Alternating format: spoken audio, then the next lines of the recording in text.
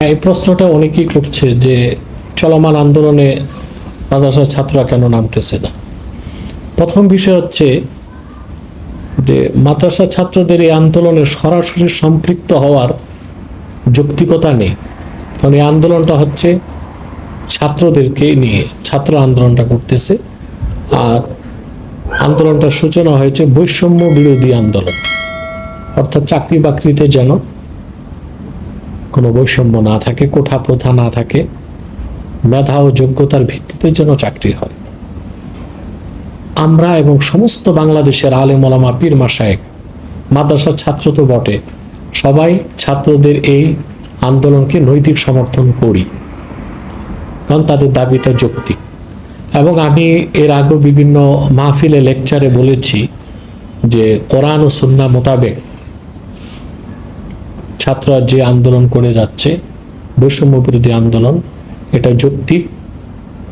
তার কারণ হচ্ছে, যদি আমরা ইনসাফ বা জাস্টিস, ন্যায় বিচারের আলোকে চিন্তা করি, তাহলে শুধুমাত্র মুক্তিযোদ্ধাদের সন্তান এই পরিচয়, কিংবা অনগ্রসর গোষ্ঠী কিংবা প্রতিবন্ধী, তারা মেধার পরিচয়ে বা যোগ্যতায় উত্তীর্ণ না হয়ে চাকরি বাকরি পাবে, আর কষ্ট করে পড়াশোনা করে যারা মেধার পরিচয় দিয়ে ভালো রেজাল্ট করবে তারা পাবে না। এটা সম্পূর্ণ বেইনসাফ এবং অন্যায়। সেজন্য শরীয়তের দৃষ্টিকোণ থেকে আমরা ছাত্রদের এই দাবিকে সমর্থন করি, এবং নৈতিকভাবে সকল আলেম ওলামা পীর মাশায়েখ, মাদ্রাসার শিক্ষকগণ এবং ছাত্রগণ এটা সমর্থন করে। এখন সরাসরি আন্দোলনে তারা যাচ্ছে না কেন?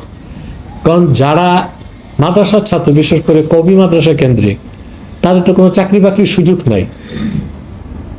কারণ তারা যতই পড়াশোনা করুক, রাষ্ট্র তো তাদেরকে কোনো সরকারি চাকরিতে নিবে না। অতএব তাদের সরাসরি আন্দোলনে সম্পৃক্ত হওয়াটা অযৌক্তিক হয়ে যায়। বাকি দ্বিতীয় বিষয় হচ্ছে, মানবিক কারণে তো এই আন্দোলনে তারা আসতে পারে, যেহেতু এই আন্দোলনটা এখন জাতীয় আন্দোলনের রূপ নিয়েছে। সকল পেশা, সকল শ্রেণীর মানুষ এই আন্দোলনকে সমর্থন করছে। সেই দৃষ্টিকোণ থেকে মাদ্রাসা ছাত্রদেরও এই আন্দোলনে আসা উচিত ছিল, কিন্তু আসলে আন্দোলনকারীদের উপকারের চেয়ে অপকার বেশি হবে। কারণ হাজার হাজার লক্ষ লক্ষ ইসলামী রেবাজধারী মাদ্রাসা ছাত্ররা যদি মাঠে নামে, তখন সুবিধাবাদী মহল, অত্যাচারী মহল বহির্বিশ্বকে দেখাবে যখন এই আন্দোলনটা আর ছাত্র আন্দোলন না, এটা জঙ্গিরা বাংলাদেশে আন্দোলনে নেমেছে। এতে ছাত্র আন্দোলনকারীরা বর্তমানে যে বহির্বিশ্বের সমর্থন পাচ্ছে, সে সমর্থনটা তারা হারাবে।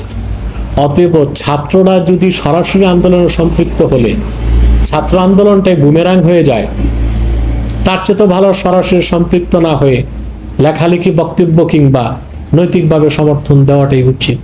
আমি মনে করি সরাসরি মাদ্রাসা ছাত্রদের না নামাটাই বর্তমানে যারা স্কুল কলেজ ভার্সিটির ছাত্র আন্দোলন করতেছে, তাদের আন্দোলনটা নির্বিঘ্নে হবে। দ্বিতীয়ত, 13 সালের 5ই মে বাংলাদেশের লক্ষ লক্ষ মানুষ, শুধু মাদ্রাসার ছাত্র না, সকল বাংলাদেশের যত পেশাজীবী, তারপরে শ্রমজীবী, কৃষিজীবী, এমনকি আওয়ামী লীগ বিএনপির লোকও 13 দফা দাবি আদায়ের জন্য মাঠে নেমেছিল 5ই মে।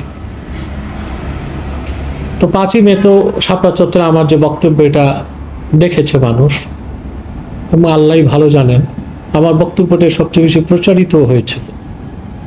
আমি তো তখন ছিলাম শাপলা চত্বর।